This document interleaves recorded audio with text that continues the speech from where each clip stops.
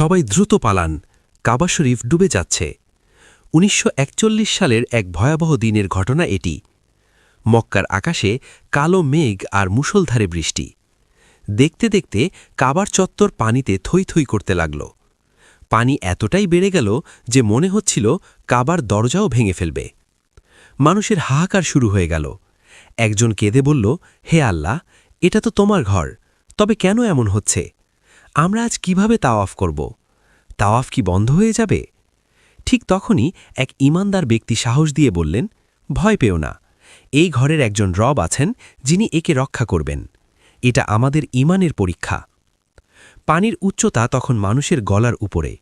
সবাই যখন হতাশ, তখন এক সাহসী যুবক পানিতে ঝাঁপ দিয়ে বলল, আল্লাহর শপথ, আমি সাঁতরেই আমার রবের ঘর তাওয়াফ করব। সুবহানাল্লাহ! তাকে দেখে বাকিরাও পানিতে নেমে পড়ল। ইতিহাসের পাতায় লেখা হল এক অলৌকিক দৃশ্য। মানুষ সাঁতার কেটে কাবা শরীফ তাওয়াফ করছে। ঈমানের এমন জোর দেখলে চোখে পানি চলে আসে। ভিডিওটি ভালো লাগলে লাইক দিয়ে কমেন্টে শেয়ার আল্লাহু আকবার লিখুন।